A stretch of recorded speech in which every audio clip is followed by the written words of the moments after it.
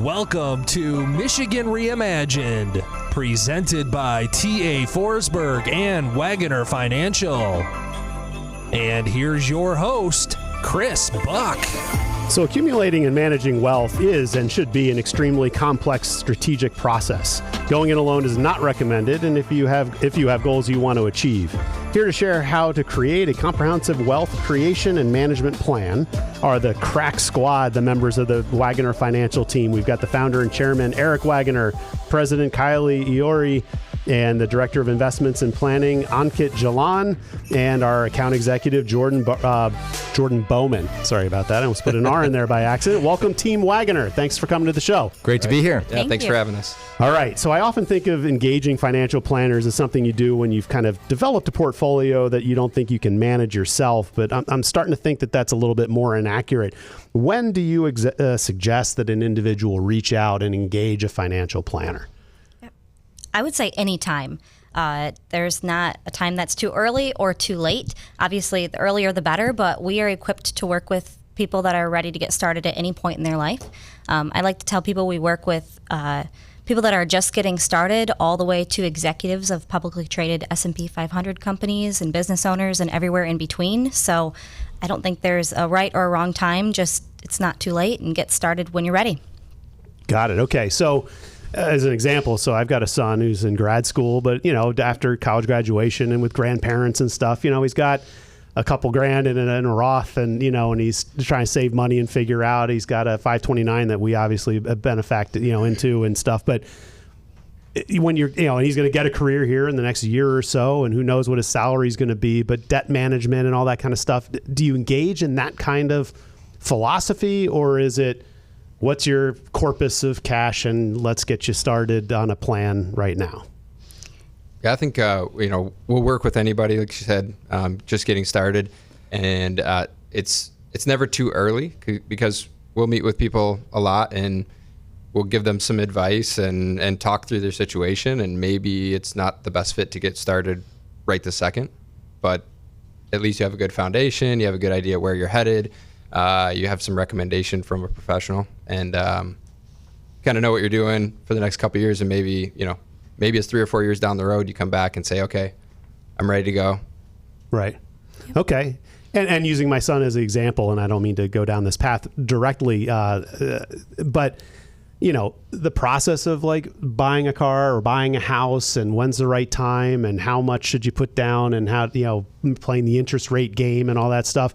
Do you give that level of advice, or is it more, this is the wealth you have, we deploy it in interest-bearing accounts and that kind of stuff and let that grow over time? We're looking at almost everything detail by detail. If someone's trying to buy a house, like when should they be buying a house? Are we expecting the house prices to go up or go down? What the interest rate environment is going to be. Is it interest rates are going to come down or go up, and how much to put in the down payment, and what is the approximate house value you should be looking at? So we can go into as much detail as the client's preference. Same thing with the car, student loans. So we're almost there, like trying to be a financial partner. Like just bring up the question, we'll be there to answer. And that's what our investment and planning thesis are. Yeah, we have a saying in our office that we are working with anybody that's serious about their financial planning, and we'll meet them where they're at, and we really are committed to doing that. So anything somebody might need in the financial space, we are a quarterback for that process. Right. And I put that out there because I think when we talk about financial planning, the people that have money, and are shopping it around it to decide who they want to manage their funds, they kind of get it. And they know that they are in the market and that they have, accumulated wealth and they need to deploy it differently than they maybe currently are. But in a college town and in a state that is trying to drive young professionals, and I'm kind of speaking more to those folks as to what the heck do I need a financial planner for? I don't have any money, or I'm just starting out and, I'm this whole new, paying rent for the last year or two. And when do I take the plunge? I feel like there's probably a pent up demand of people out there that have questions they don't know where to get the answers to. And so I just wanted to kind of break the ice by confirming that a great financial planning firm like Waggoner Financial can help with people who don't maybe feel like they deserve to engage a financial planner yet because they don't have much finances. Yeah, and Chris, just to add, usually advisors and all might have like minimums that you need $500,000, $1 million to work we don't do that. As long as the client is serious, they have good intentions, we want to work with them. And that's how that's how our team started when Eric started this company long time back. We just want to work with people who are just serious about finances, and that's about it. So how do you get started with a client? If someone comes in and says, "Hey, I have money, or I want more money, and I want to engage a financial planner," how do you start that conversation? What kinds of questions do you ask, and how does the onboarding of a new client happen? Well, first of all, we want to meet you. So we're going to schedule a meeting or a phone call or a Zoom meeting, whatever might work best for that potential client, and sit down with them and figure out what's most important to them. What are they trying to get out of this relationship? What are their goals financially and otherwise? So we can start that process with them. Then we'll take them down a few different steps. We have questions and information we generally want to gather, but most importantly, we need to get to know you first. Got it. Okay. And based on the answers of the client's questions, what options do you tend to deploy to help them kind of get started? How does that all work? Yeah, anybody can jump in and interrupt me, but we have a few different programs at Waggoner. One of them is Prosper. That's where we take clients that are still in the wealth accumulation phase of their life. They're, maybe they just bought a house, maybe they have young kids, maybe they're just getting started out of college, they're saving, they need to build up, some risk management, some saving strategies, things of that nature. And so that's our Prosper program. Then we have a program called Venture that's for clients that are really at the point of their life when they are turning that accumulated wealth into income. They're now not using their income so much to accumulate wealth, but using their wealth to generate income. So they have different types of problems and things that they need to solve. And then lastly, our Halo program is for those that are really looking at leaving a legacy behind. They now have significant wealth. They're talking about what that means for future generations. And so we'll work with clients and figure out kind of where they are in their life and what program they should start with. And then we'll work with them on all the resources that are available to them, including our team.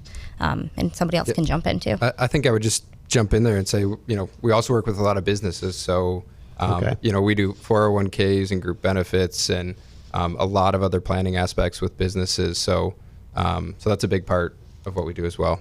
And we have a CPA on staff helping clients with taxes for business owners. And a lot of the times, like if businesses are setting up 401ks or retirement plan for the employees, they get tax benefits that not many business owners know about it. We can help set those up. So, yeah. So CPA on staff, is that common practice for a financial planning firm, or is that kind of unique? No, it's not common, or at least I don't think it's common. We don't really see firms that started as a wealth management or financial planning firm roll out a tax department. Sometimes it's the other way around. But we just found a need working with clients that we were always giving tax planning advice. They really had a need, and we were asked, well, can you do taxes? Or you're giving us more, meetings and advice than maybe they were getting from their current tax professional. And we just realized we need to offer this in-house for our clients to give them more. And so we brought on a wonderful CPA, Josh, and he's been doing a great job for our clients. We have a couple other tax and accounting consultants on staff, and we're really building out that department and those resources for our clients. I find that that's a huge value add, because back in a prior life when I was early financial planning days, my financial planner did not have a CPA. And I'll tell you, the push-pull and finger-pointing when it came to paying my tax bill, my financial planner just said, hey, I don't know what to tell you. Talk to your tax guy. He's going to tell you what needs to be done. I go to my tax guy. I'm like, I'm getting pounded on taxes. Why did this happen? Talk to your financial planner. So, And really what we find, a lot of CPAs, they don't really give advisory services. They're just doing your taxes for you. Right. And at the end of the day, what you want is your CPA to say, hey, you could save yourself a bunch of money if you did this, and it's nice to say, well, I have a guy over here, Ankit can get you started on that. Right. Right. Right. And it's almost like we're giving a client's experience that they don't have to go to two different places to get advice. We're just getting everything done at the same place. They don't have to worry about it. We'll get the job done.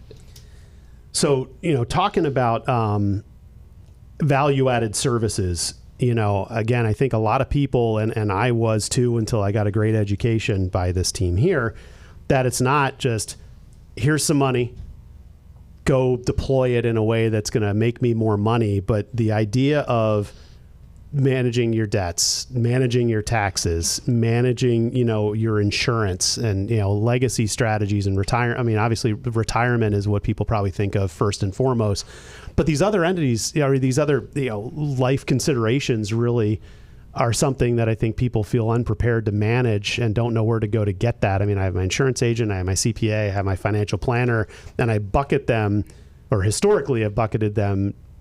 But what I like about the Waggoner story is that you provide services in all of that. So can someone share a little bit about how you work on structuring debt? You mentioned, Ankit, you mentioned the student loans. Right.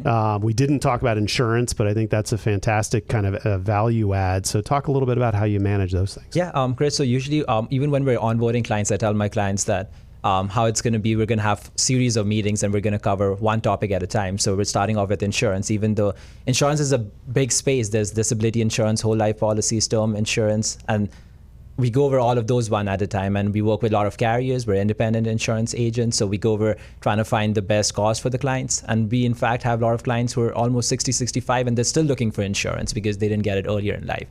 So talking about insurance and then hitting the taxes, hitting estate planning, going over debt, which debt to pay off first. There's some debts that you might not want to pay off early just because the interest rates are low. So should you be saving that money or paying those debt off?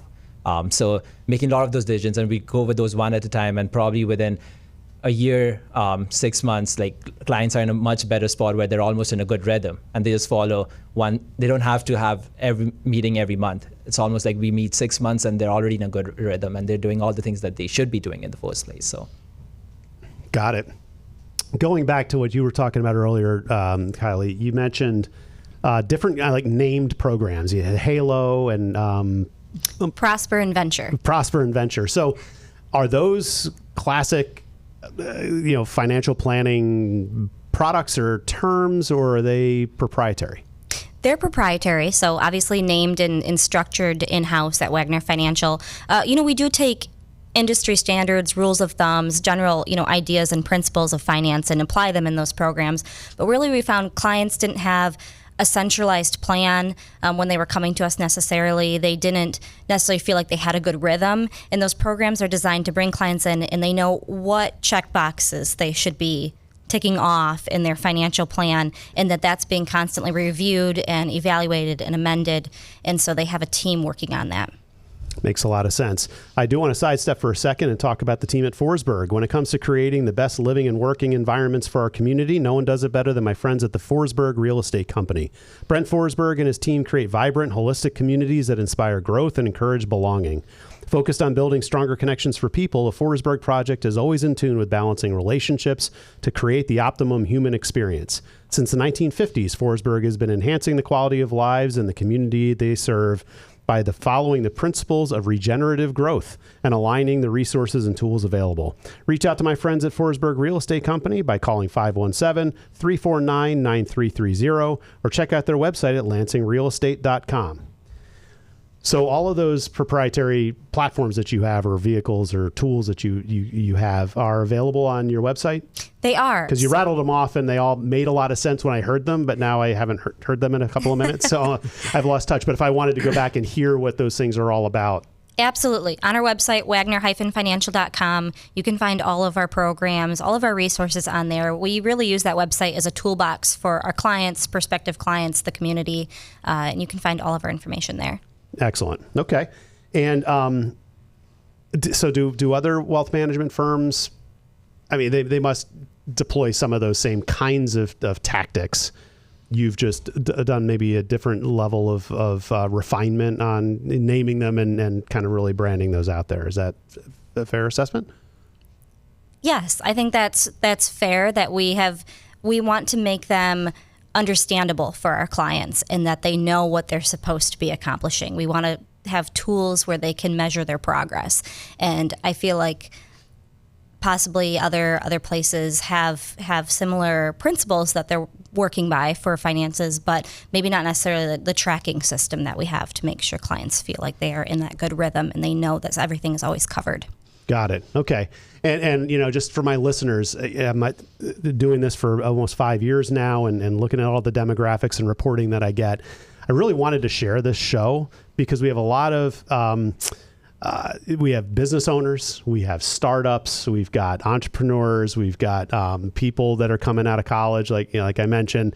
So my listenership, I think, will receive value in understanding that they should be engaging with a financial planner first and foremost. It is a Waggoner Financial centered show, and so we're talking about the specific things that you have, but first and foremost, engaging with a financial planner and understanding kind of where the puck is headed, not where the puck is, kind of metaphor matters. And then really doing a good job of vetting who you're working with for the tax implications and the insurance implications and the debt strategies, in addition to, here's a bag of money, go put it somewhere where the bag gets bigger, as it goes, because everyone is going to kind of do that. But I just think, there's so much more to tell in this kind of story. And Chris, even like you mentioned earlier, and Kiley mentioned this as well, that a lot of the times they'll be like, the other advisors might be like, hey, go talk to your insurance person, go talk to your tax person. But we're trying to provide them a program where we're doing it for them in one place, and they don't have to go reach out to another person. Everything is just part of one program. Yeah, it's nice to say, hold on a second, let me go get Josh, and we'll answer this question real quick. We're not telling the clients, go find an insurance for yourself. Right. We'll do that for them. We'll go through the whole underwriting process, trying to find the best premium, and then go from there. Yep. And I also wanted to add, Chris, you mentioned that some people will just kind of take that bag of money and go and invest it somewhere. And I think people know that's what they should be doing, but not everyone does that on their own. Ankit made a really good point before we came in here today that the average savings rate in the U.S. is 3% of income. That's typically not enough. And so a lot of what our team is doing is getting people to do what maybe they know they should be doing, but they need that kind of rhythm and structure and accountability partner to get it done. Got it. And that's one of the biggest reasons why I like, and it's a little frustrating sometimes when you have younger folks who are like, well, I'm not ready for an advisor yet. It's like, no, come meet with us, because what happens is, you get out of college, you start making $60,000, $70,000 a year. You go buy a house, you go buy a car, all of a sudden there's nothing left to save, right? And as on the flip side of that coin, they should be saying, okay, I'm making $70,000, I'm going to save 20%, and then whatever's left over is what I can spend. Right? Sure. And when I was in corporate America and we brought in people right out of school, we're like hitting them on the compound. Without really an education, it's like enroll in our 401k. Right. You won't even miss the money that you take out and put into that if it's your check's going to come.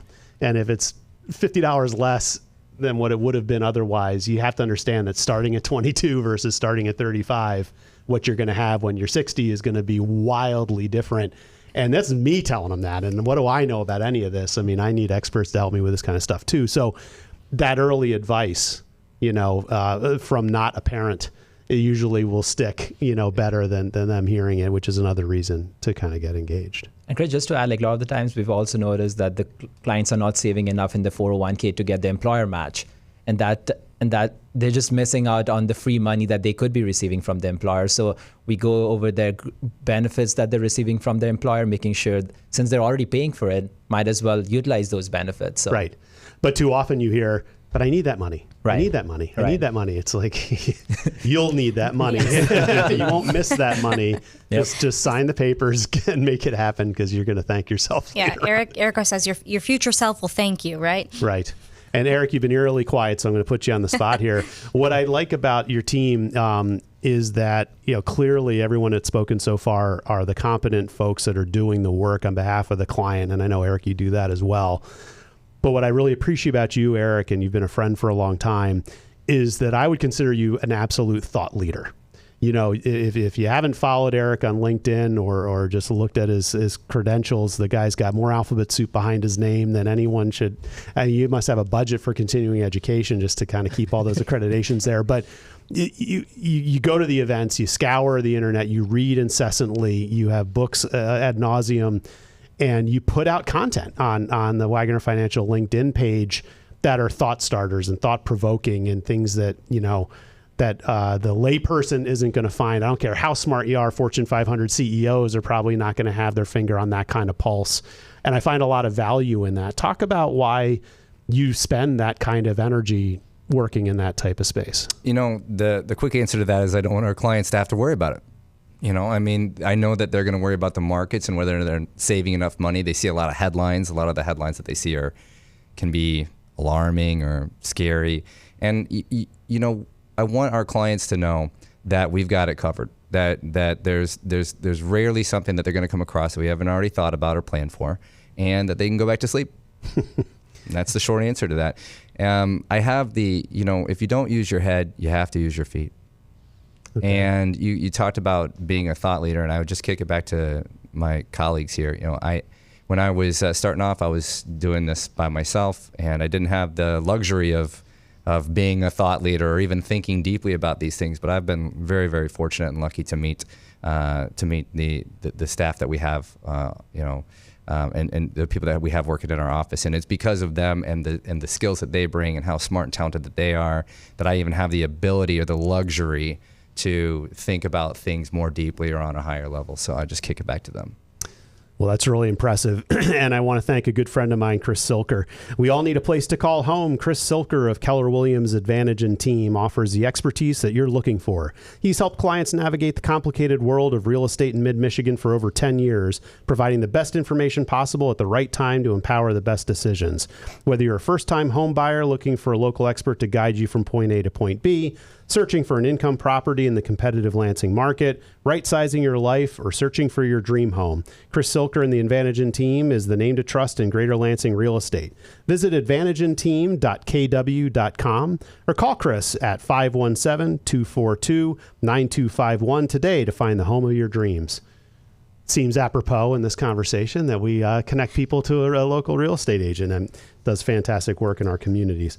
So, you know, we talk about the start. I've been really kind of pushing the whole, if you don't have a financial planner, get started now, because there's so much money to be made by just having the right strategies, whether it's insurance and tax management and debt relief and all those kinds of things. But what about like older folks, you know, as far as preparing for retirement and leaving, you know, legacies and you know, benefacting money to next generations and charities and those kinds of things? What kind of support does Waggoner provide to people in that phase?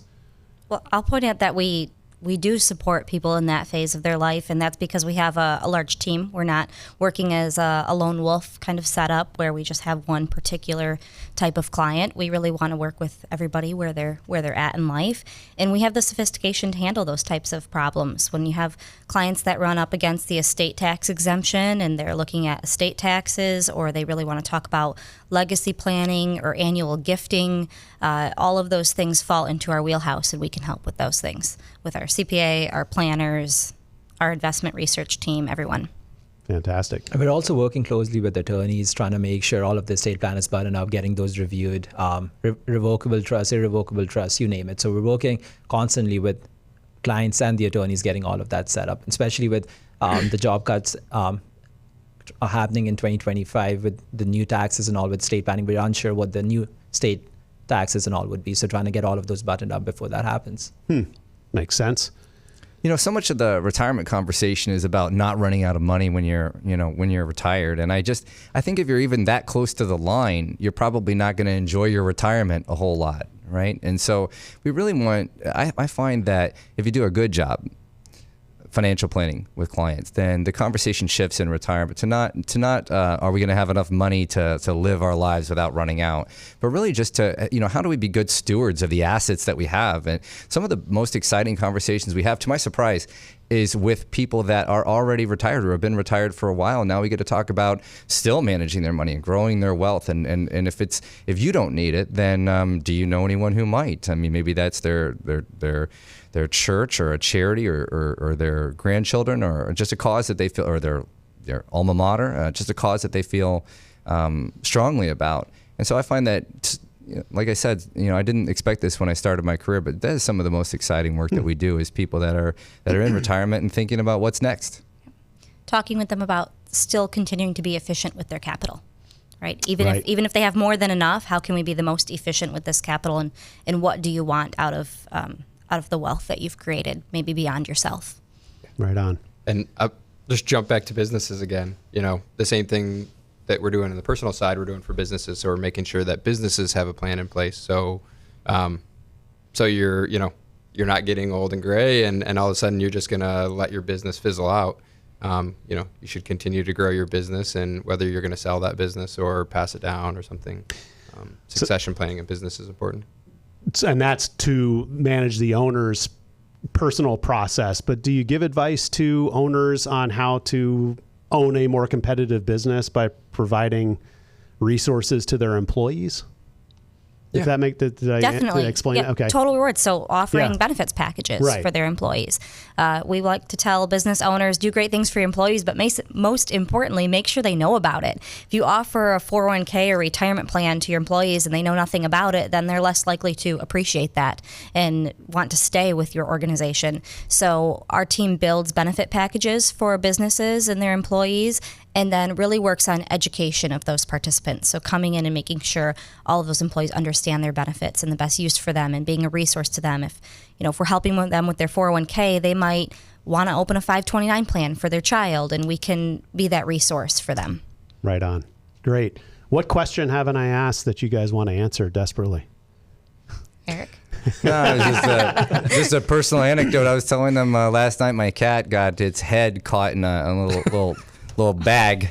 It had a little bag of popcorn or whatever, and it got its head caught in the bag. Couldn't get its head out. And I was, when you asked the question about business owners, I thought about my cat's dilemma. So oftentimes business owners in particular, they know what they got into business for. They know what they were going after when they got into it. Right. But once they're there, Now their head's they caught. don't know how to get out of it. Yes, and they find themselves searching for answers, and we have some of those. So fantastic. That's why I love. Now, listeners, you have to run out and follow him on LinkedIn. I got to tell you, because you're going to hear more of that kind of stuff. But usually they're graphs and charts and those kinds of things. Well, I want to thank you all for coming in. The Waggoner Financial team. We've had Eric, the founder and chairman, the president, Kiley, director of investment and planning, Ankit, and the account executive, Jordan, coming in and sharing the wisdom from Waggoner Financial's perspective. I'm telling you, folks, money drives the world. You don't need to be greedy. You don't need to be materialistic, but there is a strategy, and you can save yourself a lot of angst if you get teamed up with the right folks in this world. So I really recommend that you call and vet financial planners, and certainly put Waggoner Financial on that list. Thank you so much. Sounds Thank fair? you for having us. Absolutely. Thanks for having Really us. appreciate it. Thanks for being on board. And I want to really thank all of my sponsors as we wrap up this show: the Forsberg Real Estate Company, Waggoner Financial, Triterra Environmental, Good Marketing, Keller Williams, Advantage and Team, the Michigan Rise Fund, and the attorneys at Foster Swift. They're all fantastic people, worth the call. If you found this show as a one-off, I remind you to follow and subscribe to Michigan Reimagine pretty much anywhere you find your podcasts, including YouTube, Facebook, Apple Podcasts, Google Podcasts, Spotify, and iHeartRadio. This is Chris Buck. Thanks for listening to Michigan Reimagined.